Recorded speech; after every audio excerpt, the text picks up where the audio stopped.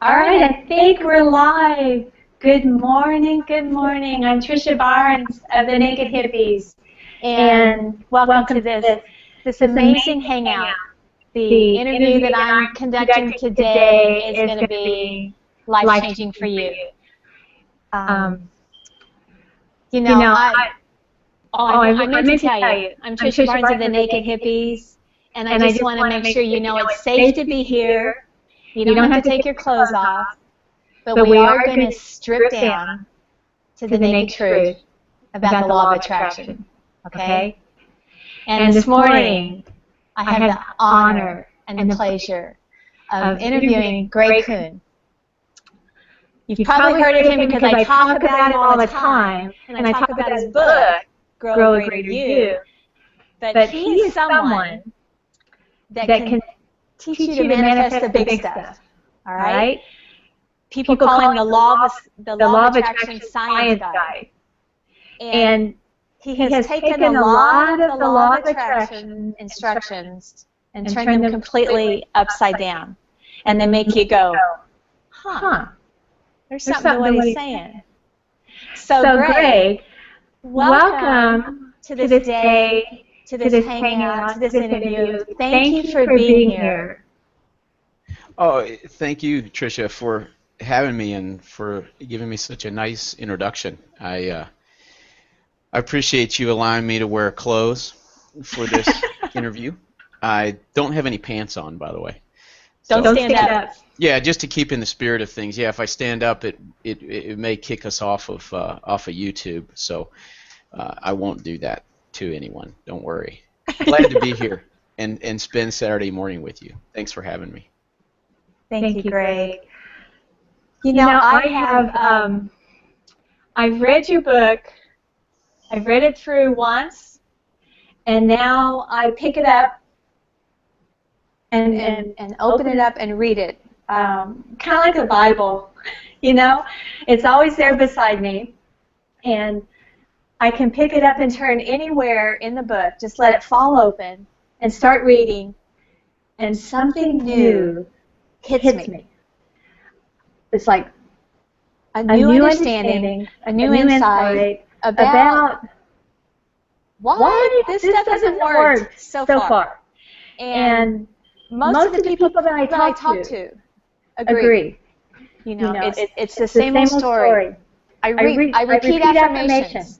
There's some people I know that will say 400 affirmations a day. I visualize. I have my major definite purpose that I speak out loud day and night. I only think positive thoughts. I'm doing everything right. I'm doing everything. And yet, I haven't manifested these great desires that I have inside of me. And especially when it comes to finances.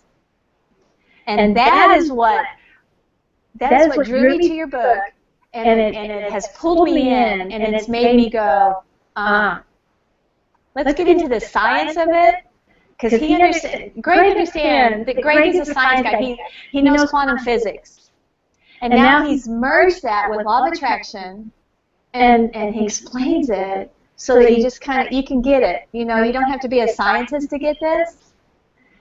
So I can't say enough about it. I'm so excited about it. So, Greg, let's back up just a little bit, because life hasn't always been rosy for you. You are like everyone else I know. You hit a point where something has to change. And I know your story. I know how bad it was. And, just tell everybody right now just a little bit about where you came from, what was going on, and how that led you to where this Grow a Greater You game developed, and how it has taken you far beyond what you ever imagined would be. Yeah, I'd love to. Hey, before I go into that, Tricia, I just want to double check. What I'm hearing on my end is I hear Echo? two of your voices. It's a big echo. All right, and I don't know hang if that's the way it's recording. Hang on, let me. All right, let's try this. Is this better? It is. I don't know if you want to. I'm afraid it was such an echo, a sound echo. Let's I'm do it afraid over. people will, yeah, because I'm afraid people will hear that and go, oh my gosh, I can't even. If you were to go back and watch it, you'd say, whoa. Yeah, it Yeah. was. Alien Yeah, voices. it was. Okay. Okay. All right. I apologize to you guys. I am not a computer geek, and I play around with this stuff to see what works. So, all right, let's start over again. And of course, whatever I'm going to say to you now is going to be completely different than what I just said. But we're going to start again. And Sure. No, there's no echo, by the way, right now. Yeah, So I muted the other one. Okay, so duh, okay. I should have known that. Okay, you guys, welcome to the call, welcome to the hangout, welcome to Saturday morning, and welcome to the day that your life turns around. Because once you're done listening to this hangout and listening to Greg Kuhn, you're going to go, oh my gosh, thank you, thank you, thank you. Most everybody I know has been immersed in personal development. Especially those who are building a business. We're all marketers, we're building a business, and our focus is to grow our business, but our focus also is to grow ourselves. We know that that's so important, so we're immersed in personal development. And we're all students of the law of attraction. We're practitioners of the law of attraction. But the question always comes up, even if you don't express it out loud, because heaven forbid that we would say anything negative, right? I mean, that's the standard rule. You never speak negative, okay? As we've been taught. Okay. Mm-hmm. So it always comes up, well, I've been saying these affirmations day and night. I've got one friend that says 400 affirmations a day. 400. Mm-hmm. I've been saying these affirmations. When I get a negative thought, I go, nope, I'm not thinking that. Everything's rosy. We're fighting against that all the time, but we don't think negative. We don't even speak it, because if you speak it, you're going to attract it. All of that we've been taught to visualize, to speak, to think positive has not resulted in manifesting financial abundance in our lives. And I speak for the whole group. We have a whole group that gets together on a mindset call, and we discuss this all the time. Mm-hmm. So when I picked up your book and started reading it, and it was like, it's okay to say it's not working for once. It's okay to admit that. And then it was like, thank you. Thank you for bringing quantum physics together with the law of attraction and proving to us that we can manifest, but we just need some tweaking here. There's some things that we're missing in what we've been taught. So I'm excited. I'm excited to bring Greg Kuhn out. If you don't have his book, get it. Grow a Greater You. You'll be glad that you did. And if you haven't been to his website to get on his newsletter, it's whyquantumphysics.com. Get there. I hope I said that right. You can correct me if I didn't. And anyway, Greg, he's a science guy for the law of attraction. He's written several books, and he is changing lives. And I want him to come out just a little bit and tell his story about where he came from, because he has a story like most everybody else, but maybe his, some people start out at a certain point and move up, and some people start out at rock bottom because they've hit the very bottom of the pit, and they've got to turn their lives around. So I want you to hear Greg's story. It's in his book, but I want you to hear from him today where he came from, what he has gone through, and how his life today is more magnificent than he ever imagined it would be. All right? How's that, Greg? That's great. Thank you, Tricia. And I want to say that I'm really honored to have the opportunity to speak with you this morning, and hopefully be given an opportunity to be of value to people, because that is something that's very important to me, and I don't take it for granted. And when I say that, I mean, appreciate any praise that comes my way. I love to hear that. I also know that the praise that comes my way is not because I am necessarily inherently that valuable, although I certainly think of myself that way. it is up to each individual, each consciousness possessing time-space event, which is a fancy word for a human being. It's up to each of you to decide whether or not to bestow those characteristics upon me and to create me in that way in your individual universe. And the reason why I say that, by the way, is not to sound like I'm a really smart guy. It's or to show off with some lingo. It's to say that, yeah, absolutely. The way my life changed came about because I was, well, to be honest, it came about primarily because I didn't have anywhere else to turn, and I was bound and determined that I wasn't going to go down, you know, with a whimper. I was going to go down with, giving my best. And going down, by the way, when I referenced that, you talked about my story. I started a real estate business and invested everything that we had into that business, and I did exactly what you talked about. I knew some things about the law of attraction. I had read a lot of self-empowerment books, and I had even read about quantum physics, but it was mostly out of intellectual curiosity at the time. And I had learned what I thought to be the secret to how to, influence my material experiences in the way that I wanted them to unfold, and that was positive thought. And I made a commitment to positive thought about my business. And when I say that, I'm sure that a lot of people watching this hangout or listening to this hangout can relate. Probably not unusual here.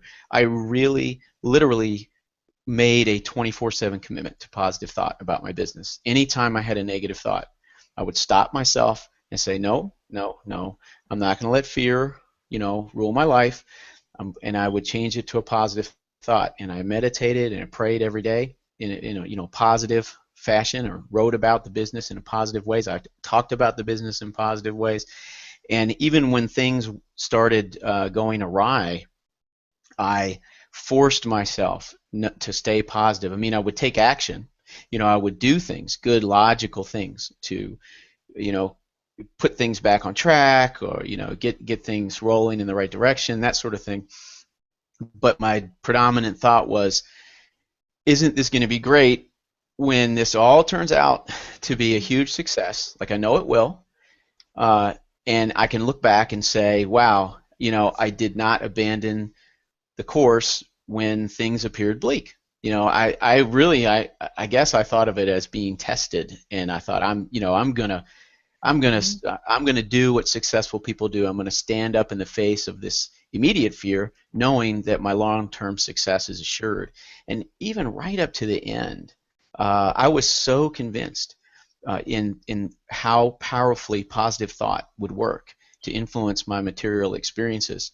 And so also so confident in the amount of energy I was devoting to it, the positive thought, right up to the end. I mean, even after I finally revealed the dire circumstances to my family, after it had gone too far, to hide it anymore, and too far to slap Band-Aids on it, and my family was aghast, and they were horrified, and they were terrified, because what was looming was bankruptcy and all these foreclosures, and everything gone, right? And not to mention the fact that they didn't see it coming because of all my positive thought. I never talked about really, the ramifications of the negative things, because I felt like that was sacrosanct, and forbidden. So right up to the end, I kept thinking, I know that the universe is going to come in at the last minute, and aren't I going to look like a hero, And it really wasn't until nothing worked and nothing worked and nothing worked, and I got a call from an attorney who we had been working with, trying to work with the banks and kind of stall the process. And I got a call from the attorney, and she said, Greg, I got about 6 more months left that I can hold them off, and they're going to start foreclosing. There's nothing we can do. And I was so angry. I was just so distraught, and I mean, I was depressed, suicidal. I felt suicidal. I have three sons, and that definitely was a reason to not act on those thoughts. But I was just I was such a failure. I couldn't believe it. And, looking back on it, and I don't know if other people can relate to this, you see, I unwittingly, as I had done my whole life, had been applying my life to Newtonian paradigms. And Newtonian paradigms, and let's keep this part real short, sweet, and simple. Okay, Newtonian paradigms are a paradigm is a fancy word for the reasons we do things the way we do them, and we all do things. The reasons we do things and the way we do them, they're based on the paradigms that we are taught, that we adhere to. And Newtonian paradigms come from the science of the first scientific revolution. Those are paradigms like, I mean, it's the science we learned about in high school. Like for every action, there's an equal and opposite reaction. Newtonian physics, or classical physics, that's the physics that describes the world we see with our eyes and ears, the physical time space we're in. And Newtonian physics makes perfect sense to our logic, our eyes, our ears. It's how we see the world working. And Newtonian physics tells us that, if we're displeased by something, if we're displeased by a material experience, whether it's an empty bank account, a body that's too lumpy for us, a spouse who doesn't get along with us, or an empty side of the bed next to us each evening, whatever the case may be, whatever the displeasure is, Newtonian physics says that what we need to do is change that thing.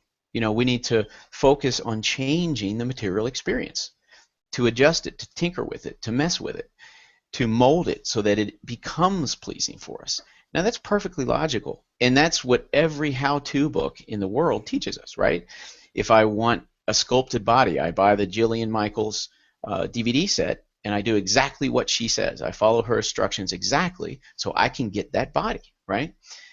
Or if I want to become wealthy, I buy the Robert Kiyosaki Rich Dad Poor Dad. I do exactly what he says. I follow the instructions verbatim. If I want to have better efficacy or self-esteem, I buy the Stephen Covey's 7 Habits of Highly Successful People. I can go on and on. You know what I'm getting at. We buy how-to books. We attach our hopes to an instructor or a guru who promises us results, and we do exactly what that instructor or guru says, and we expect to get those results. That's a Newtonian paradigm.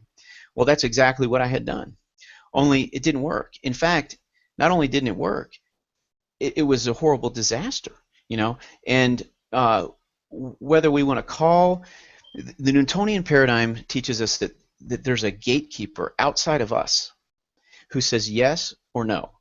And whether we're going to a church or whether we're following the instructions in a how-to book, we're going through a set of actions that we believe and hope will allow the gatekeeper to say yes to us. If we pray the right way, if we do the right things, if we think the right thoughts, if we talk to the right people, if we take the right actions, we'll get that yes that we're looking for, right? And then when that yes doesn't come, what are we left with? We're left with two conclusions. Either all those instructions are a scam, a sham, a lie, and or all the people that have the things that we want are somehow morally corrupt, and we don't know exactly how they got them. But underneath all that is this underlying growing sense that there's something wrong with us, Absolutely. that we're wrong. And for me, when those results became just unavoidable, I could no longer pretend that they weren't really going to happen. The bankruptcy, the foreclosures, my wife leaving me, my family crumbling apart. The idea, I think more than anything else, the idea that for the rest of my life I was going to be that guy around my kids, around my family. I was going to be that guy that ruined everyone's life in my family. The loser, right? The black sheep, the idiot, the fool, because I walked around telling everybody how smart I was and how successful I was going to be. Ultimately, for me, and I hope no one's ever been this low before, But for me, the gatekeeper, who I did everything right, everything right. I mean, I look back on it and I literally can't think of anything I didn't do in regards to positive thought. That gatekeeper didn't just tell me no. What that gatekeeper said to me was, you know what, Greg? I'm not just going to say no to you. I'm going to show you what happens when somebody as worthless as you has the audacity to think that you can have these things, that you deserve these things. I'm not just going to destroy you. I'm going to destroy your whole family, and I'm going to make you responsible for that. So you don't just get your life crushed. You bear the burden for the rest of your life of crushing everybody else too. And I was so livid. I was so angry, uh, so hopeless. Uh, and but like I said, I got that phone call. 6 months out, Greg, it's over in 6 months. And I thought, okay, I did everything right, right? And I knew from quantum physics, even though I hadn't thought of applying quantum physics, that it wasn't what I thought about that I was doing. I thought, I know that quantum physics says that I am an involved observer, that I am a part of what I'm observing. In fact, I'm creating what I'm observing through my observations. And I thought that the law of attraction was a way, I thought, wow, well, previously I thought the law of attraction is our explanation for how to do that. So, okay, I'll think positive thoughts and that's what I'll create, right? Well, I knew that quantum physics was accurate and precise. I mean, it's real. And by the way, if we ever want to get into it, the idea of what's real and what's not real in terms of not just the material world, but also science. But let's not deviate.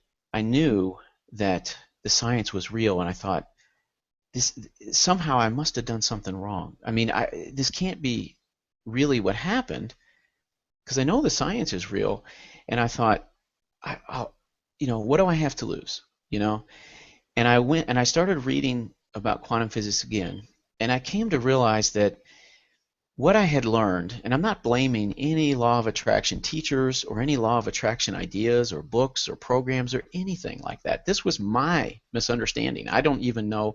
I think there is a lot of well-intentioned misinformation, and I think that misinformation is come upon very logically. I don't think anybody is, knowingly spreading misinformation. What I realized is that when we observe the quantum field, which we do any moment we're aware and conscious, throughout our entire life, it's what we're doing every moment of every day. We can't stop doing that. We're not literally creating everything, and we're not creating what our conscious mind is thinking about. The things that I call my expectations and my beliefs, prior to creating this game, and you refer to it, I call it a game. I call it Grow a Greater You. I call it a game because it's awesome and it's fun, but I didn't start out calling it a game. I realized that my conscious awareness was not the creative engine.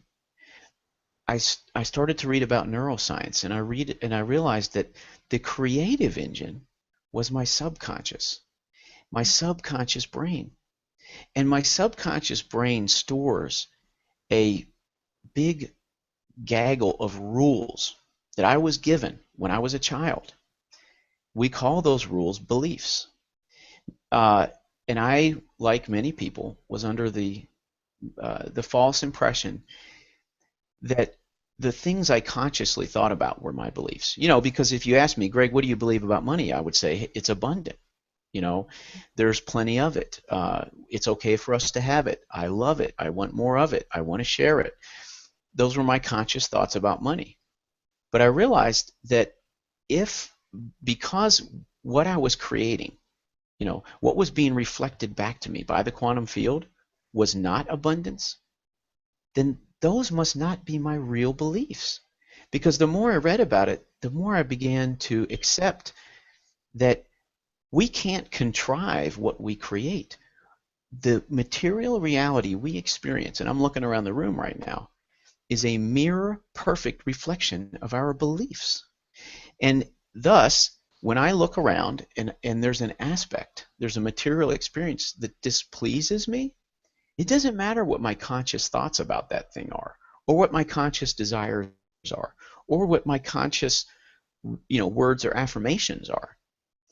That displeasing reflection is giving me very, very important information about what my beliefs about it are.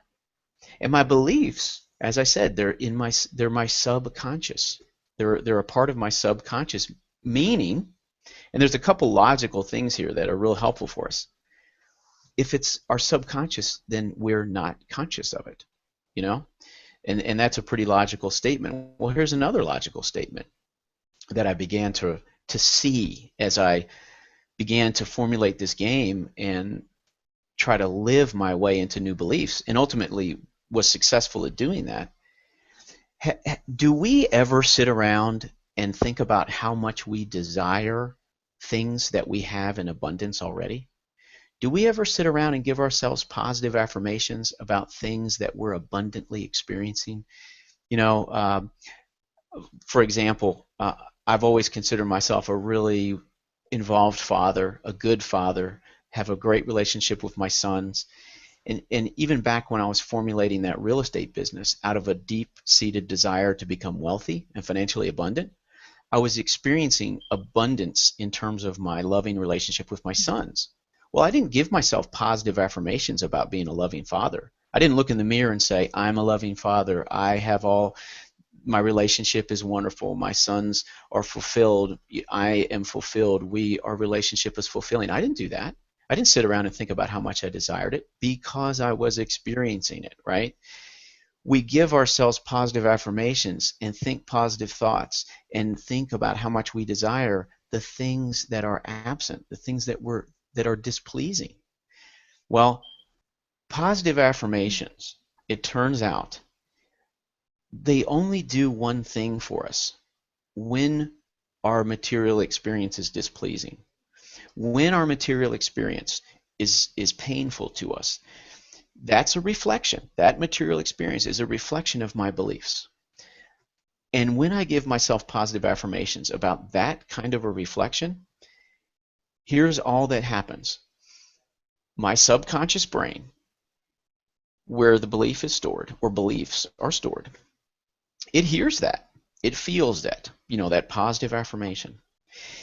And it immediately recognizes it as untrue and incongruent with what our beliefs are. So it shuts the gate and denies us all access, because that's what its job is. The subconscious brain's job is to safeguard our beliefs and allow us to continue to experience reflections of those beliefs. Once those beliefs are in there, it will not allow conscious thought and positive thought to enter and change them. But what it will allow to happen, it will allow that positive thought and that positive affirmation to make us feel good in the moment. And you know what? That's a wonderful thing. And there's nothing wrong with that. If I'm walking around feeling, I don't know, if I'm walking around feeling like my body's painfully displeasing, it's lumpy, it's whatever, it's not as muscular as I want, whatever, and I go look in the mirror when I'm feeling pain, and I say, Greg, your body is wonderful, I love my body is perfect just the way it is, I will feel better in that moment, and there's nothing wrong with that. And that can make me feel like that affirmation is working. Now, it is working to make me feel better in the moment, but it is not working to change my beliefs. Doing that, there's a couple things I call that. Now, that's a Newtonian paradigm. A Newtonian paradigm to look in the mirror and give myself an affirmation about a painful material experience because I'm trying to fix the material experience. I'm not addressing the source of the painful experience, my beliefs, right? That is like teaching my dog. My dog is laying down next to me in my study, and when I first got the dog, we wanted to teach her to walk. So here's the way I taught her to walk. I taught her to walk like a Newtonian would teach a dog to walk. Okay. I sat down and I made up this fantastic PowerPoint presentation.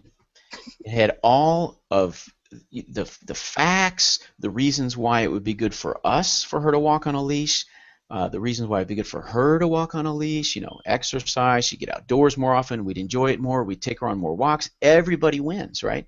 And I even put in like graphics and screen transitions and sound effects. I mean, it was a really cool PowerPoint presentation. I thought it was very, very complete and thorough and compelling and interesting. It would draw her in. So I sat her down and I played it for her. And when it was over, I turned it off and I said, "Okay, Sam, let's go." And do you know that dumb dog didn't know how to walk? I mean, can you believe that? I mean, the only conclusion I could come to was my dog is an idiot. So I thought, I better go back and make it an even better PowerPoint presentation. I guess my dog is so stupid that she needs, above and beyond. So I made it even longer, more thorough, more in-depth, more entertaining. I played it for her again. And guess what? She still didn't know how to walk. Finally, I wanted to kick her, right? I blamed myself. Why can't I create a PowerPoint presentation that's good enough? I blamed the dog. Why is she so stupid? Why did we pick out such a stupid dog? And in the end, I threw up my hands and I said, okay, I guess I'm just not going to have a dog that knows how to walk on a leash, right? I mean, what can I do? What can I do, Tricia? I tried everything, right? Yeah. That's us, right? In a Newtonian paradigm. That's how we address our displeasing material experiences within a Newtonian paradigm. Mm-hmm. That's us using the law of attraction in a Newtonian paradigm. Of course the dog is not going to walk because that's not how a dog learns, and it's not how a dog is communicated with, right? The dog can't help that. It's not the dog's job to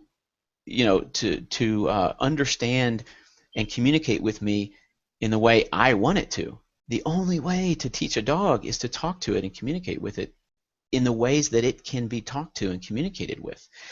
The same is true for our subconscious brain. If we want to manifest the big stuff, anybody who's listening to this call or watching this hangout and is a student of law of attraction, I'll bet you, if you're like me, you have experienced plenty of really cool feedback and experiences via the law of attraction about stuff that's not what you wouldn't call the big stuff. You can go outside and find a butterfly, or you can, have wonderful coincidences that you have intended. When it comes to the big stuff, like you said, finances, romance, relationships, careers, success in these venues, health, body, feelings about our body, things like that. The things that we've wanted our whole lives, the things that we've really not experienced on any kind of a consistent basis, the things that we've learned to pretend we don't really want anymore because it's so painful to not have it. The things that, I don't know about you, financial abundance, right? Here I am, years and years ago, I want to be wealthy. I want all the trappings of wealth, and I want to, help people with it too. And I'm driving to work, and here comes a BMW on the expressway, and I look over at that awesome, $80,000 car, and I think, look at that asshole, and okay, so that's what I desire, and those are the kinds of thoughts that I have. There's a big incongruence there. There's a lot of pain there. My beliefs are being reflected back to me, and it wasn't until I learned how to change my beliefs. That's when I started to manifest the big stuff. And it's really a pretty simple process. The only thing that will ever prevent anyone from manifesting anything that she dares to dream, any desire that she dares to, have the audacity to desire and raise her beliefs into alignment with, the only thing that's ever going to prevent anybody is a willingness to do it, because it's very, very simple. If we intend to raise our beliefs, reflect our beliefs back to us. So the only job we have is to raise our beliefs. We don't have to make anything else happen, and we definitely don't have to only think positive thought. Now that's a long, long, long explanation, and as you can probably tell by now, I enjoy the sound of my own voice, so I should probably stop talking for a minute. Sorry about that. that is, reading that, learning that from you was one of the most, it was like a new freedom.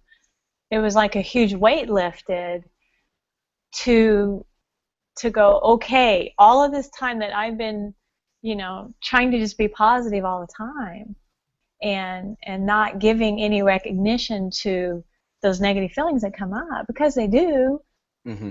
And when you feel like you're going to jinx something good happening to you, if you allow yourself to think that, I mean, it's just so weird how our mind works that way, or we're just coming up with all these reasons why nothing's manifesting. Well, I thought too many negative thoughts, or I shared something with a friend about how bad things are, or whatever it is. It's like, ooh, we cannot talk about it. And reading that in your book was just like, okay.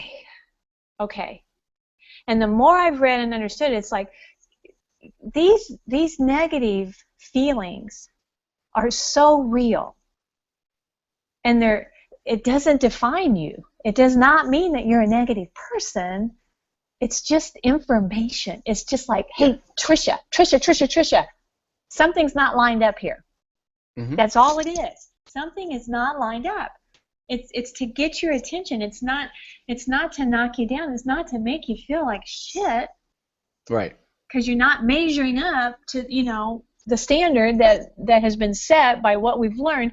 And man, really and truly, a huge weight has been lifted, and a new freedom for, we talk about being real all the time. Be yourself, be real. Well, this is as real as it gets. When you can embrace that negative feeling that you're having, no matter how bad it is, when you can embrace it and work with it and know why it's there, instead of trying to shove it away and never even give it recognition, man, this is totally transformational. You just said it. You said it, Trisha. You said it in a nutshell. Most of us who have studied the law of attraction, we have come to see our feelings as if they are the source, as if they are the cause. Our positive feelings are creating positive material experiences. Our negative feelings, vice versa, right? And that has done a couple things that really aren't very healthy for a human being. It has, made feelings take on a role they're not designed to carry out, first of all. And secondly, it leads us to believe that we should dull our relationship with our feelings, because we actively need to avoid the displeasing ones and chase the pleasing ones, right? You said it in a nutshell.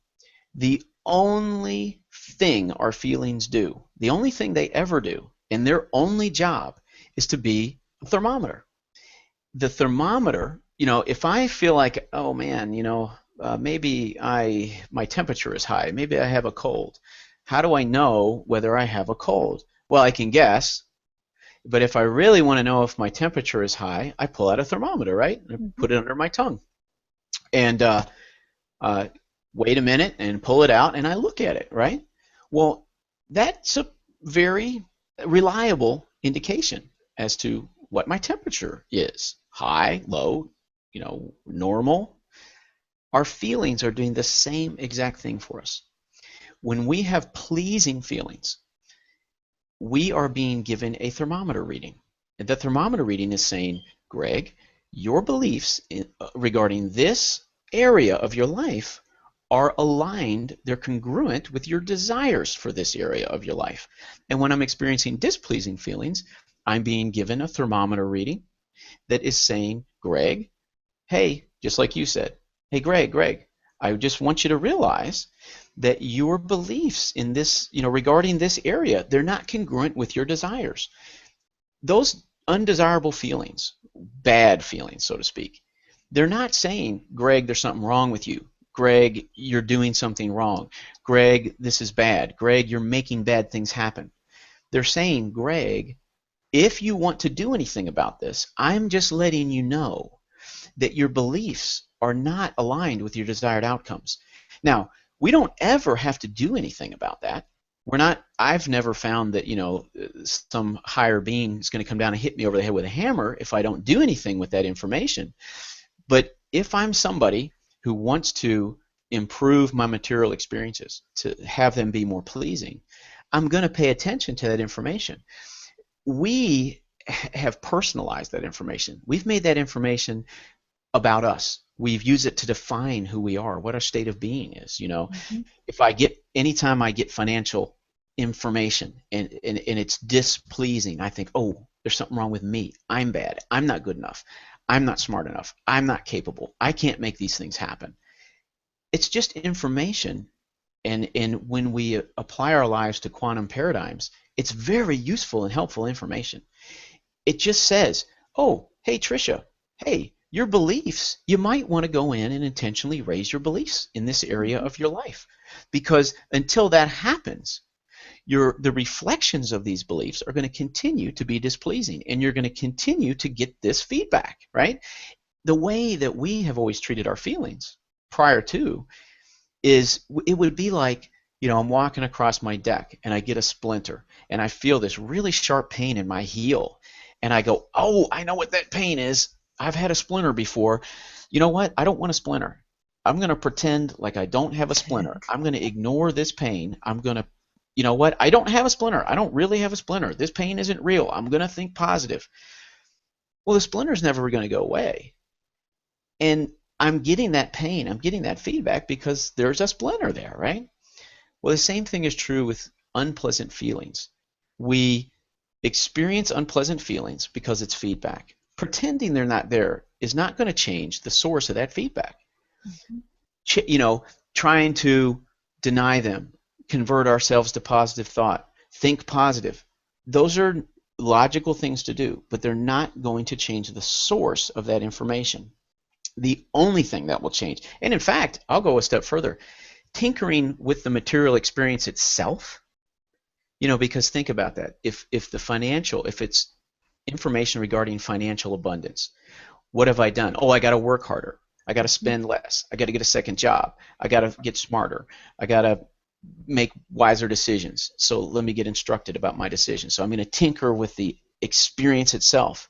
And we all know that in those big areas, those important areas, that type of an approach hasn't worked. It produces some short-term results, but invariably we go back to, the pain returns, the absence returns, and it creates that self-perpetuating snowball rolling down a hill where we're questioning our own worth, our own value, our own competency, right? So we feel those feelings, we pretend like they're not there, and we have this fear that if we allowed ourselves to feel those feelings, that somehow we'd be bringing something to life. We'd be breathing life into a monster that we don't want to be alive, that we know, putting quotes, with all of our logical mind, we know that we must keep this monster at bay.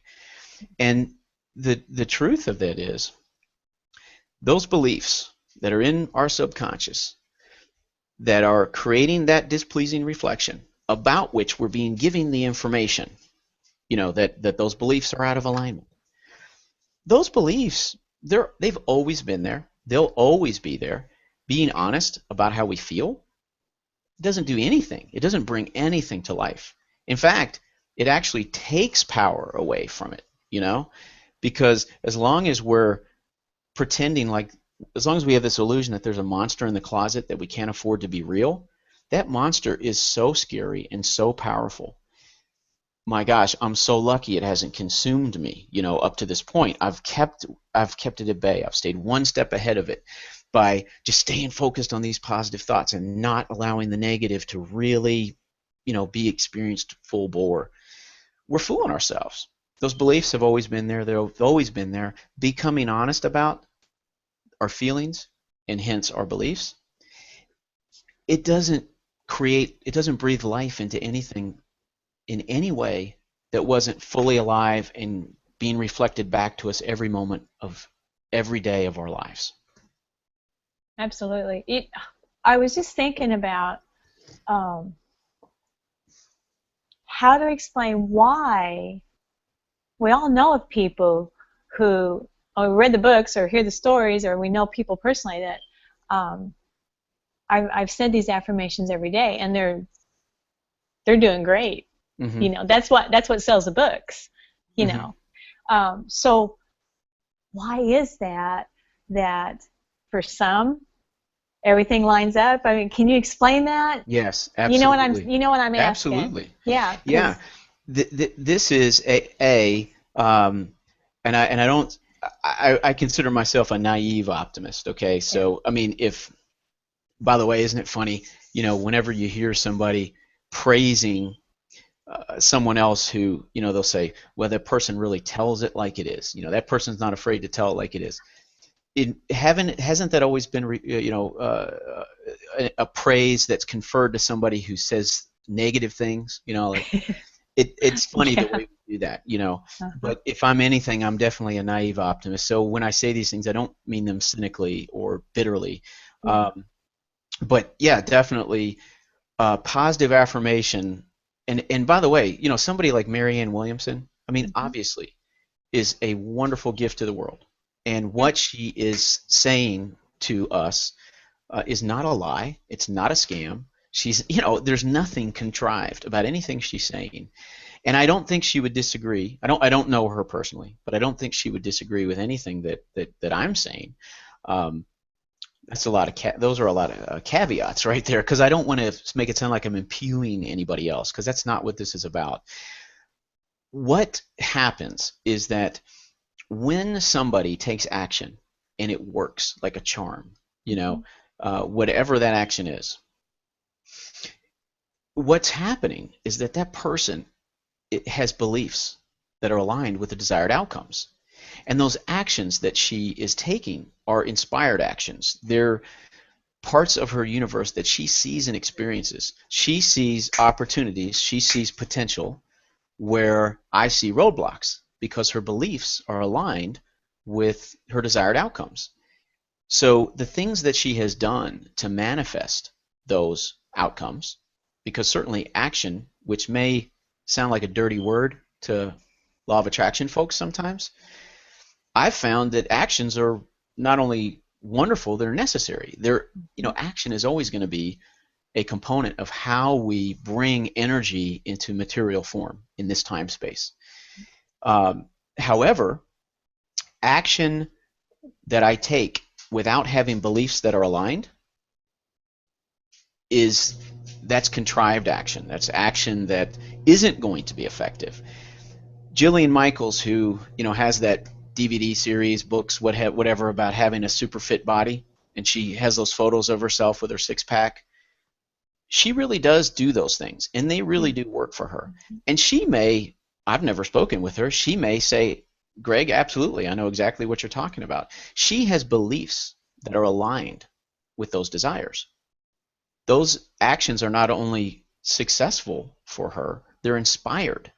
She sees them. They happen naturally. She doesn't have to sit around and think, how can I make this happen? Let's see, how can I make this happen? Boy, it just flows out of her, right? Yeah. I, on the other hand, if I do not have beliefs that are aligned with a desire to have a six pack and a body like that, I can follow her instructions exactly. I'm not going to get those results, because I can't create a reflection that's not. I mean, I can't reflect anything except my beliefs. It doesn't matter what I do. That's where the frustration comes in, because we follow these how-to instructions, and being good Newtonian paradigm adherers, we believe that that's the important thing, is to follow the instructions, to take the actions, and then it doesn't work, and we get even angrier than we were before at ourselves, at the how-to books, at the instructors, what have you, and all the other people who are successfully experiencing those things. So it works for some people because the person either knowingly or unknowingly has beliefs that are aligned with those desires. And then it doesn't work for others for the exact same reason in reverse, because that person doesn't have beliefs that are aligned with the desires. What I would say is this, in my experience, adhering our lives to quantum paradigms is not necessarily about taking some specific set of instructions and following them. adhering our lives to quantum paradigms means that we go inside and we intentionally raise our beliefs. The rest takes care of itself. Now that might sound like a fairy tale way to explain it, but it really is true. As our beliefs rise, those beliefs are reflected back to us. We can't imagine what that reflection is going to look and feel like because we can't experience it until we're there, right? We're experiencing the reflections of our current where we are. Mm-hmm. Where we are. We know what we desire, but I mean, in our limited universe, meaning limited compared to what our desires are, compared to our current reflections, we really cannot even envision. We hear things like Oprah Winfrey will say, there's no such thing as failure, and don't ever make failure real. Keep stepping forward. Your challenges are really stepping stones. They're not stumbling blocks. And we hear her say that, and we say, okay, Oprah Winfrey, she was born to a single mother in rural Mississippi and born into poverty, and here she is telling me these things, Sorry, got a dog barking and all these things. But we hear Oprah say this, right? And we think, well, how nice for her. Or maybe we think, well, sure, I'd think those things too if I were worth $1 billion and everyone loved me. Or we think maybe cynically, well, she sure knows how to pander to her audience. Here's the deal, though. That's really literally the universe that Oprah Winfrey experiences, because those are her beliefs. That's what's reflected back to her.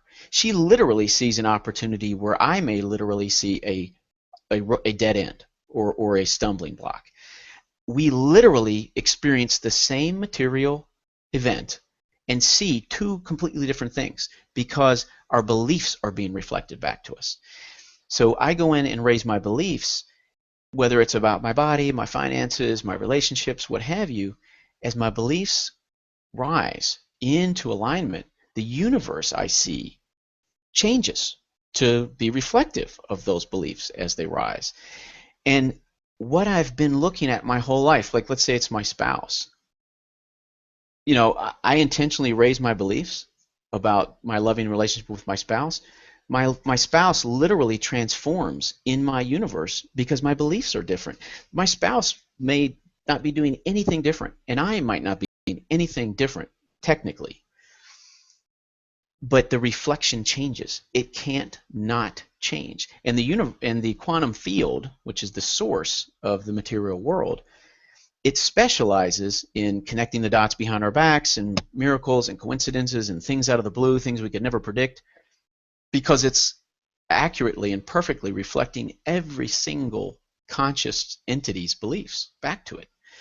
So it really is a matter of, are you willing to change your beliefs? It's not rocket science. It does take a little more time. It takes a little more effort. There are two primary ways that I teach to do it that I found to be the most effective things. It's just not, the payback isn't necessarily as visceral and immediate as a positive affirmation, right? So maybe the positive affirmation, as you say, it sells more books, so to speak, because it feels like it's working right now, right? It just doesn't work over the long run with the absent and painful big stuff, because it doesn't really change our beliefs.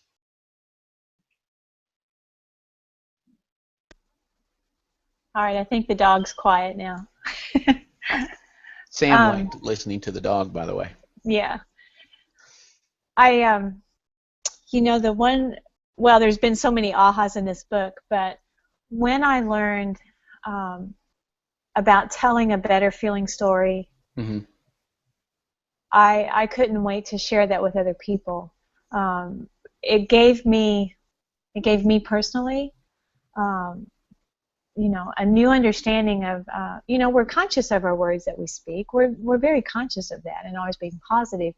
But this is an ongoing, this will be the rest of my life, mm-hmm.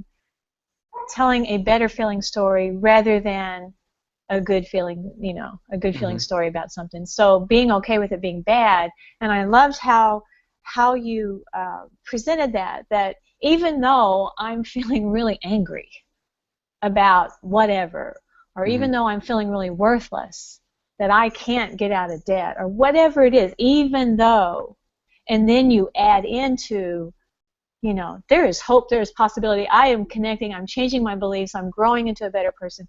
So that's a powerful thing. I can't share it enough, because it has impacted me already in how I speak and how I tell the story of, you know how we talk to people all the time, and being consciously aware of how are you telling your stories, Tricia, really, you know. So yeah, if you want to say any more about that, I just gave a little glimpse of it, but if you want to go off on that, that'd be great. Yeah, I think I mentioned a while ago that I thought at one time that we literally create our material experiences. And the truth is that we sometimes literally create them. My wife is an oil painter, and she literally creates oil paintings that that weren't time-space events until she painted them, right? But 99% of the time, we are creating things in our individual universes through our observations that other humans have already been creating in their universes as well. And so, you and I, Tricia, we might be camping in the same campground next to each other in campers.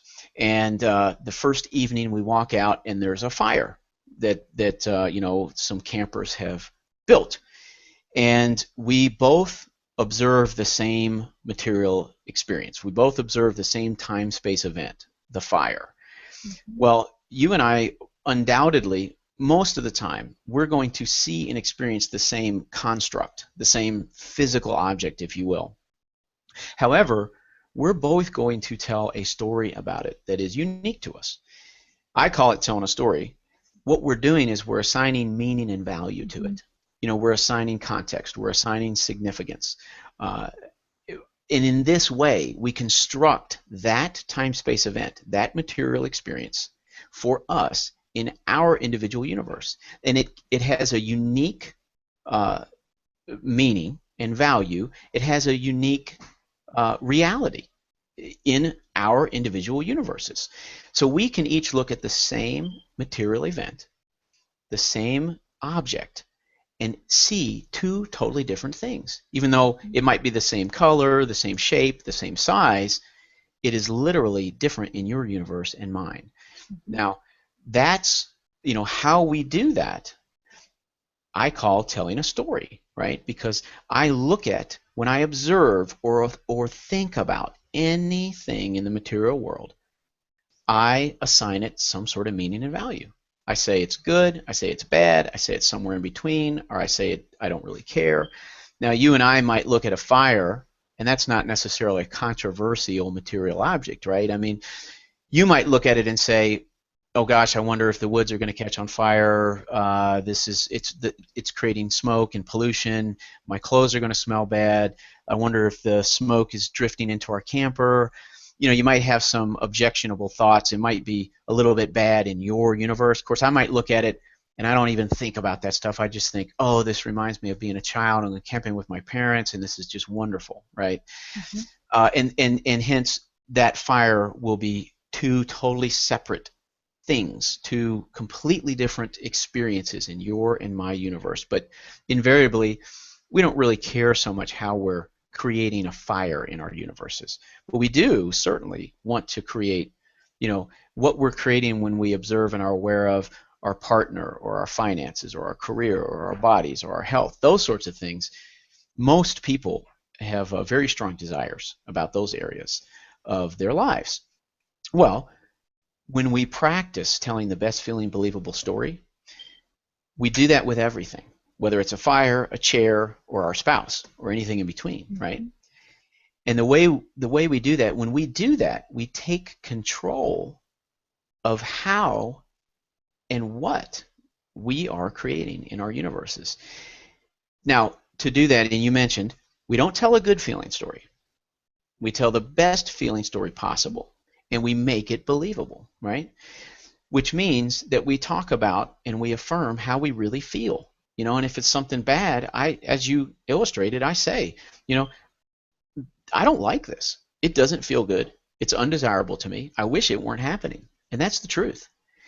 And although those things are true, I can also say that I know this is a reflection of my beliefs, not a reflection of me. It's not a statement about my worthiness or my value. It's simply a reflection of the beliefs that I carried with me into this moment. And in that way, I don't have to beat myself up. And I can also honestly say that I know that if I pay attention to that information, and instead of wanting to change that thing to please me, that I am reminded to play, grow, greater you and go in and change these beliefs, then I will eventually experience a different thing when I look at this. And in that way, I do have some authentic hope, right? And I'm also not going to pretend like I feel good about it right now, okay? Well, that's very, very different than looking at something displeasing and saying, this sucks. As usual, this sucks, and I can't get it right, and this never works for me, right? Because that's sort of the default story that we tell. And so, by the way, we do tell the best feeling, believable story about everything, everything. And sometimes people will say, well, wait a minute, everything? I mean, that feels kind of awkward. It feels stilted. It feels contrived, right? Yeah, it does, of course. For a while, it will, because we've simply told default stories, because we've always, Newtonian paradigms tell us things are the way they are, right? That's just the way it is. I can't do anything about that. And we might not consciously believe we can't do anything about it, but that's how we live. We say, hey, you know, that person's just an a-hole. Money is just scarce. Life is just hard. Careers are just unfulfilling. Spouses just grow separate from us. Our bodies just fall apart. That's just the way it is, right? There's no such thing as the way it is. What's real, the way the universe works, is that we decide how things are. Now, that doesn't mean I haven't found that we can make miracles. Like, it doesn't mean that I can reverse age myself. It doesn't mean I can fly. It doesn't mean that I can turn this coffee mug into solid gold just because I tell better feeling, believable stories. But I would say to somebody, is that really what you want? Do you really want to turn this coffee mug into gold? Do you really want to fly? Do you really want to do fantastic things? I think more often those sort of questions and statements are more, very sophisticated forms of procrastination as a way to say, this won't work. That's too fantastic. That's a fairy tale. Well, I'll say this. I don't want to turn this into solid gold. I can't say it's impossible to do that, but that's not my desire. My desire is to be pleased by my financial reflections. That's all, right? Now, that's a big desire, but I don't need to become a genie. What I want is to be pleased by the reflections of my beliefs about financial abundance. Now, that's doable, right? And that doesn't entail me becoming a genie that creates a pot of gold in my living room. What it does is what it entails is me raising my beliefs into alignment and letting the rest take care of itself. So ultimately, when we choose to always tell the best feeling, believable story about every material experience, here's what I would say. We only have one choice in this regard, because we're always going to tell a story about everything, always, for the rest of our lives. We can't stop doing that. The only choice we have is, do we want to tell the same old story by default that we always have? Or do we want to intentionally craft a story that is better feeling and believable and brings us more into alignment with our desired outcomes? It's not as if we're going to be able to just decide or choose to stop telling stories. It's just, what kind of story do we want to tell, So that is a fantastic technique. And it works on everything except the most painfully absent big stuff desires. With that, we want to go a little further and intentionally raise our beliefs. And I'm anticipating that you would ask about that, and I will say this. I've never found it necessary to go in and try to find out what my current beliefs are, to dissect them and identify them and categorize them. Now, if somebody wants to do that, Maybe that's a intellectually stimulating exercise. Maybe that's fun for some people. It is absolutely not necessary. The only thing we need to do is to identify how we really and truly feel about that material experience right now. That painfully absent material experience. If it's financial abundance, then I sit down and say, how do I really honestly feel about financial abundance right now? And once we identify how we really feel, that's all we need to know. Because then what we do is we, one step at a time, incrementally, slowly, and intentionally raise ourselves into alignment with an ascending set of slightly higher emotional perspectives. And the beliefs just come right along with us. And if you have been, if your group has been looking at that process, I have an emotional reference chart in the books, and I have a set of instructions for how to live your way intentionally, slowly, surely into higher emotional perspectives. It isn't rocket science. It just takes a certain level of commitment and desire on my part to be willing to do it. Yeah, absolutely. But that goes back to doing, what you were talking about earlier. It's the emotional steps, as he said, they're just gradual. Less than baby steps, really. I mean, it's so minute up the emotional scale, from the pit, the depression, up to ecstasy. Okay, and you can't. You guys, you know that you can't. If you think you can go from the bottom and take one leap, it doesn't happen that way. You know that that's how life is. You know that you don't start. You see a boy that you like in high school and you fall in love. It doesn't go from there to this is the best part of life ever. It's just not that way. These emotions are gradual, and it's a way of, to me, I like how you write about and how you teach it, is that it's kind of sneaking in on your subconscious, without stomping on it or slapping it away or anything. It's just like coming in and walking, put your arm around and say, let's talk about this. Let's get comfortable with this today, And so, okay, you see me, you know me, wow, thank you, And so then the next day, okay, now we're gonna move this a little bit further, Does that make sense to you guys? This is he took the emotional chart. He learned that from Esther and Jerry Hicks, based on what he read in one of their books, and isn't that wonderful though, how this collective consciousness works, where the energy field has everything that you need to pull some information out and go, oh yeah, this works with this works with this, and that's what Greg has done with these emotional levels. I want to make sure they have your website. I want to make sure. I talk about it all the time, but I want to make sure they get there and get on your newsletter and look at the resources that are available there. But before we wrap this up, Greg, there's the one question that is probably the hardest one to answer for anybody, but especially for someone who is someone like you, who has written a book that's life-changing and speaks about ending the struggle and all. It's difficult for pastors. It's difficult for counselors. Is the question, why do bad things happen to good people? There's been books written about it. I've done everything right. This person lives an exemplary life.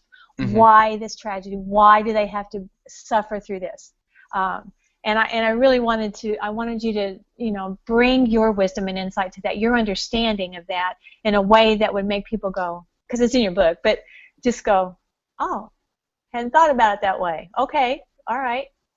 So, yeah. Thank you for the invitation. That is, we had shared before, we got together for this hangout, that my favorite things to write about and talk about are the really challenging things. And you mentioned that I have a chapter about this in the last book, and I'm always hesitant to be super confident about my ability to explain this in 5 minutes.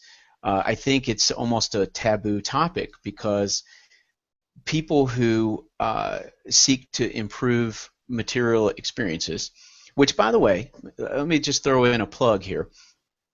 What is it that we're really trying to do? We're trying to improve our material experiences. We're trying to have more pleasing material experiences.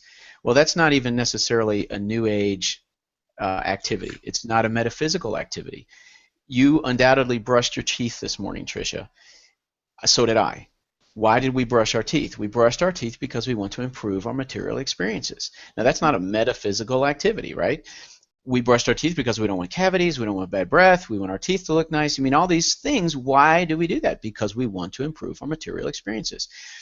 Ultimately, what my books are about is applying our lives to quantum paradigms as a way to improve our material experiences. It's just simply a more effective paradigm because it puts us into our locus of control. It puts our focus back on the true source of those material experiences.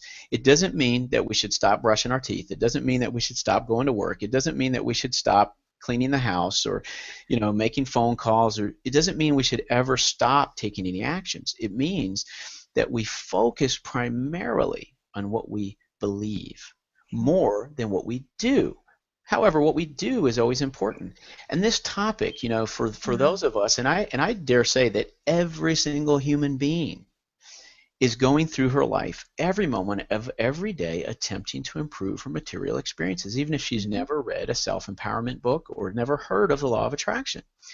So this topic, when we say, gosh, I'm focused on improving my material experiences, and yet there are people in my own state, my own city, and all around the world who are suffering, right?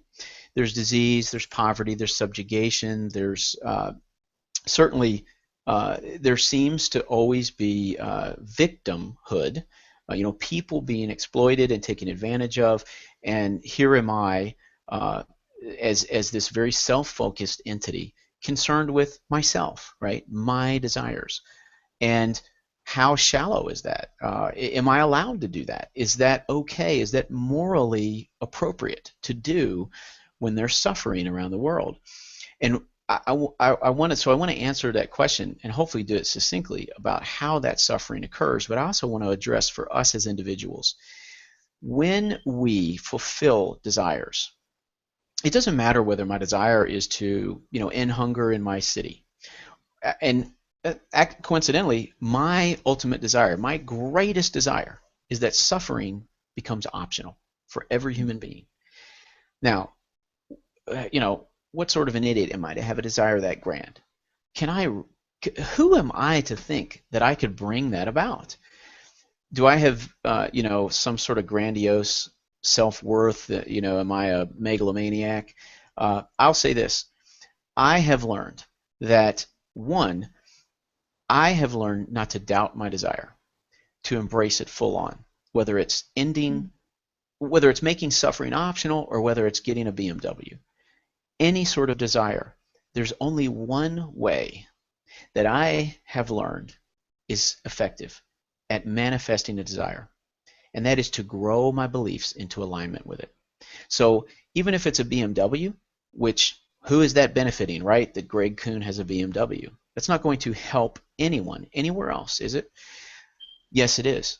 Because for me to accomplish that, if I'm currently experiencing a painful absence of it, I need to go on a journey to raise my beliefs intentionally into alignment with it. And as I do that, I grow my beliefs in general, right? So at the end of the day, our desires are really just carrots on a string. They're beckoning us forward to take this journey. They're almost teasing us or daring us to take this journey. It just depends on how strongly I desire it. And those initial self-serving desires, like, I want to have enough money to go on a vacation to the Bahamas. Who's that helping, right? I want to have a BMW. Who's that helping? Those may be some of our most initial, strongest desires, perhaps. That's just whetting our appetite. That's just getting us. I mean, we're sitting over here in the bleachers. We're not in the game, right? We're not playing Grow a Greater You. We're sitting here watching it, wishing, hoping, blaming, justifying, whatever we're doing. And all of a sudden we say, you know what? I can't help it. I really, really want that BMW. I'm going to go get in the game. I'm going to go play because I really want that. Well, maybe that's God-given. Maybe that the universe's way of saying, come on into the game, Greg. so you can have that BMW. And then once I get in the game, then I get to play it with every part of my life. Then my desires naturally, in and of themselves, grow more altruistic because I found that being of value is the most rewarding experience in the world. And the more that I give and the more I put into being of value, the more fulfilled I feel. And I love my BMW. However, the fulfillment that I thought I would get from it really came from my beliefs growing into alignment. It was the journey itself. Now, that doesn't address the question, though, of a child born with incurable cancer, a child born with leukemia. That's an innocent child. How could that child be born with leukemia? That child didn't desire that. I mean, as far as I know, now some people might say maybe the spirit that is, I do believe that we are energy inhabiting a human body or utilizing a human body to experience this time space. I don't know how anyone could refute that in the sense that who I really am is not this body. However, and some people might say, well, that energy, the energy that is, now utilizing that child's body has chosen that experience for reasons that we might not understand. I'm not saying that that's wrong. I don't know that to be true in my experience. And if somebody knows that to be true in her experience, I'm not going to doubt her or say that she's making something up. I do feel like that. I think that it might be easy for a cynic to shoot holes in that kind of an explanation and say, well, you're just justifying. You're saying that that's the way it's supposed to be because they chose it. Well, you're just justifying your self-centered search for, self-focused self-fulfillment. And I'll say this, the question of why do, if the law of attraction is real, if we really do create our material experiences, and how can you explain suffering? Some of that is a cynic's way of deciding not to try this out for her or himself. And those are also legitimate questions. Here's my experience. My experience is that each of us has been given beliefs, beliefs that we received from our parents, from our church, from our school, from the media, from television, from magazines, movies, the internet, what have you, as children. And those beliefs, part and parcel, are heavily influenced by our societal norms, by our collective beliefs. And we, in turn, by participating in the collective beliefs, we add our energy to the collective beliefs. We make those collective beliefs more real, more tangible, more intractable, more easily adopted by everyone else, by all our children, right? For example, if I were to say to you, Tricia, that the only way to rid the world of disease would be if we believed that it were possible, people might laugh at me and call me an idiot. That doesn't mean that that's not true. Now, we don't cure disease currently in this time space by focusing on wellness and believing in wellness above all else. That doesn't mean, though, that that is not the way the universe works.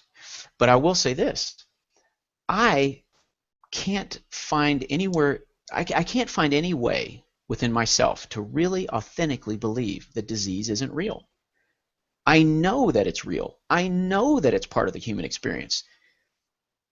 I know that because it's what I believe, right? And it's so deeply ingrained in me that I think people would say I was an idiot to propose otherwise. And it's hard for me to imagine not believing that disease is real. And part of that also is I also believe that children will be born with leukemia. I know that that is true, right? I know that people will be killed by a drunk driver tonight, somewhere. It's going to happen. I know that. And I know that innocence will die, that innocence will suffer. Because I know that, I am contributing my energy toward that reality. And it doesn't mean that I'm responsible for the innocents who are suffering, but what it does mean is that I can be a more intentional participant in those collective beliefs. And here's what I'm getting at. I helped build a Habitat for Humanity house a couple years ago. And while I was building the house, I realized that I had these thoughts of this family. I'm pounding in nails, and I'm thinking this family is really going to love this house. They're going to be blessed by this house. They're going to be overjoyed. Their life is going to be changed by this house. And I also know that there are never going to stop being families that need houses like this, that poverty will always happen, that people will always suffer. And I stopped, and I really did pause for a second, and I thought, here I am engaged in this charitable altruistic activity, and I'm actually reinforcing collective beliefs that this is more real, that the poverty I'm trying to rectify is more real than the house I'm building, that this will never stop. And I'm not suggesting that I can just flip a switch and stop believing those things about the reality of poverty, the inevitability of suffering, the inescapability of tragedy. But I will say that by being aware of how I'm contributing to those things, that I can make more enlightened efforts to focus on what I believe and what I'm doing and how I'm contributing to help it, right? And here's what I would say. What I do, what I contribute on an energy level via my beliefs, can that really change the world? I don't know, but I'll say this. The contribution that I make to the collective belief system is a contribution that only I can make.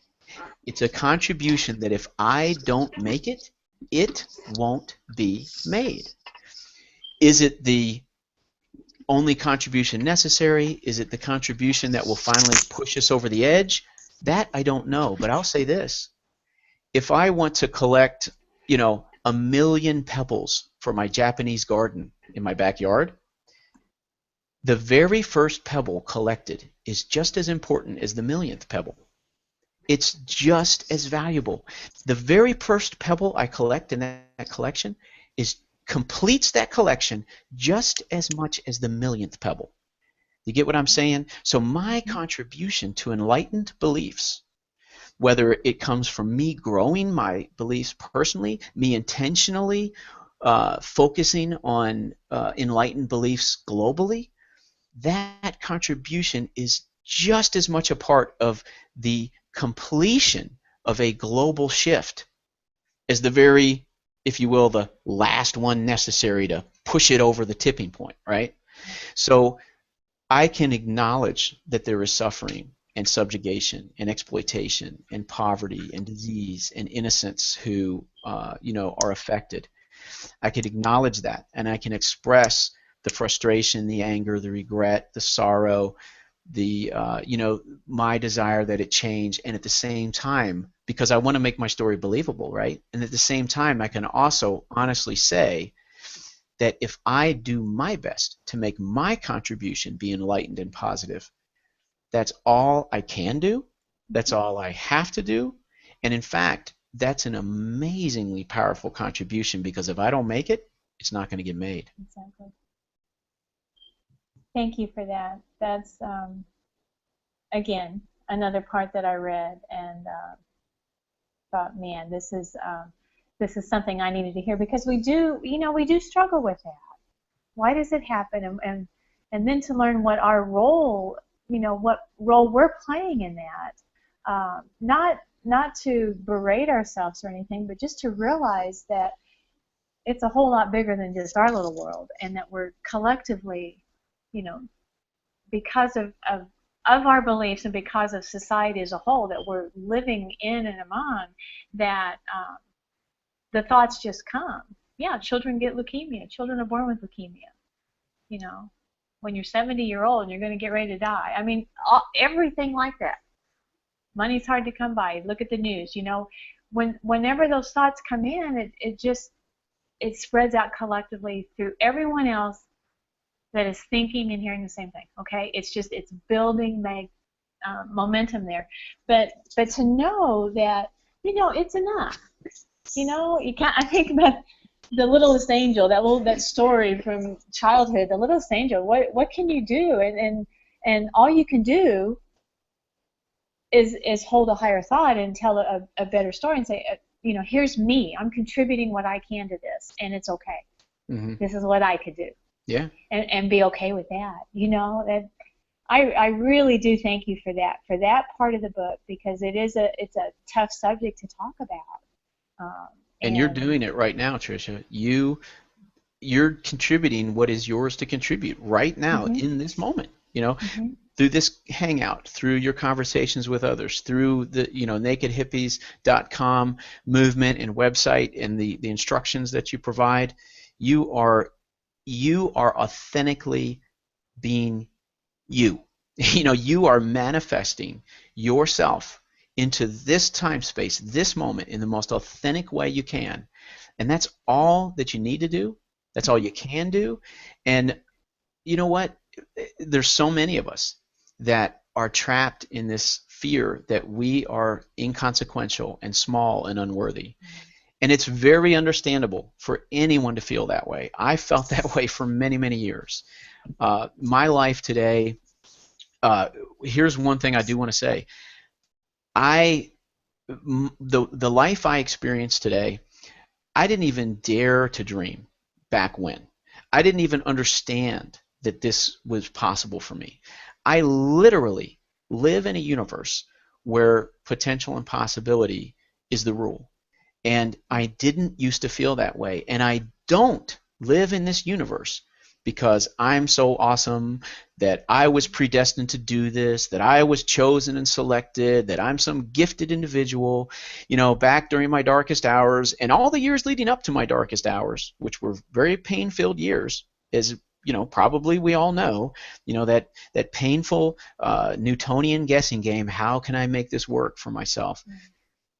I never once thought or believed, hey, wait a minute, I'm Greg Kuhn. I'm the law of attraction science guy. Of course this is all going to work out for me.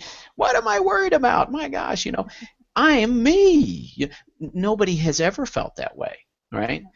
And I never felt that way. And I don't for 1 second believe that anything that I am doing is impossible for anyone else. Anyone, no matter where you're coming from, no matter where you're starting. I promise you, where I was in my darkest hour, conventional wisdom says that I should be a lonely, probably alcoholic, failure, miserable, blaming everybody and everything, estranged from my children, alienated by my family, feeling like a victim. I mean, if I was even fortunate enough to be in control of my own faculties, maybe I'd be in prison. I don't know. I just know that I refused to put the quantum field in handcuffs, and I still do.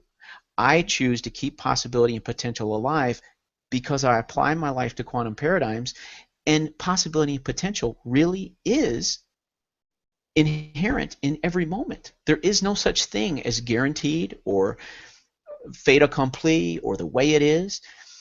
I don't ignore my feelings. I don't ignore how I really feel about things, but I choose to keep it uncuffed. And what I would say to anyone listening to this call is, you can not only have everything that I have, because all I continue to do is raise my beliefs into alignment. That's it. I don't do anything else. You don't have to settle for what I have. You might have the audacity to dream bigger than me, and I hope you do. And there is nothing that is going to stand in anyone's way except her own, perhaps, unwillingness to raise her beliefs, her own unwillingness to stop playing small. I can't say. Here's what I will say. As I manifest dreams and desires, and I experience the joyful alignment, invariably, I'll begin to experience some painful reflections in that area. Why? Because my desires grow. My desires grow, right? Thank goodness. That's awesome. My desires grow. And when that happens, like with my marriage or my finances or my business or anything, I say, for a minute I go, oh crap, this isn't pleasing. And then all of a sudden it's like a whack upside the head. I go, oh, wait a minute. I know what's happening. My desires have grown. I get to grow a greater me. This is information. This is an opportunity. I can raise my beliefs into alignment with these new desires. Awesome. Life is so much fun. It is a game. And you said it earlier. It never has to stop. I can't imagine not playing this game. I don't ever want to stop, just for today.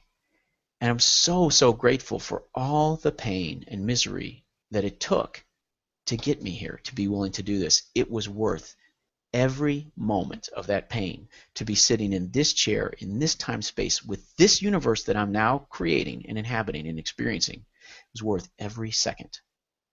So welcome home to anybody who is just beginning to play this game. All you have to do, keep always telling the best feeling believable story, and then on your bugaboos, go in and work that intentional belief raising process. That's it. The universe will take care of the rest, because the quantum field will reflect your growing beliefs back to you. Absolutely. There's the book. Grow a Greater You.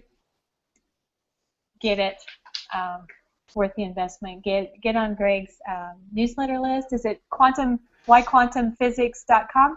Oh, it's whyquantumphysicists.com. Physicist. Okay. Yeah, quantum Try physicist. to spell that one, but you'll find it. Whyquantumphysicists.com. Yeah. Get on his newsletter list so that you receive just more of this. Just to have that in your inbox, just to have something to read. I don't know how often you do it. Is it weekly or every other week? Every other week. Yeah. You get some good stuff, okay, to keep you going. But most of all, are you on board with playing this game? That's the question. Are you on board? Have you heard enough today to make you go, oh my gosh, thank you, it's time for me to start this now. So I hope so. That was the whole intent, was to say, wake up, we got something here that is changing lives. And get the book and start playing. And Tricia, and I know we're wrapping things up, if it's appropriate with your group, if there are specific questions that people have and you want to come back and do this again, I'd be happy to. Also, there's a big question that we might want to address, and that is, how to really bridge that gap, how to really start doing this. Not just hearing about it and being compelled by the information and having desire, but how do you step over that gap and really start doing this in your life? What's the key component to that? And that's a tough question too. That's a biggie, and that's one that I like to talk about, because it's one that it's pretty challenging, I think, and it's a pretty common frustration. So I'd be happy to come on and talk about things like that also. Let's do it again. Let's give a little time. Sure. And to get into the game. I'll tell you how I got started. Internet went down. I couldn't do anything else. It was like a 2x4 upside the head to go, it's time for you to start writing, Tricia. Uh-huh. And it worked. I couldn't work on my business. I couldn't do anything. It's like, yeah, I know. I'm supposed to be writing. And so that's how I got started. So I believe those kind of things happen. The things that you need to get done, somehow they're going to get done. We're going to get your attention and get it done, Tricia. So yeah, let's do it again, Greg. I so appreciate this time and receiving more insight, and especially being here for all the people that have heard me talk so much about this book and about the new understanding that I have. Now, they've taken my words and then going, wow, she was right. Listen to this guy. This is awesome. So he's real, So thank you so much for that. And I look forward to our next time. We'll just stay in touch, and we'll do it again.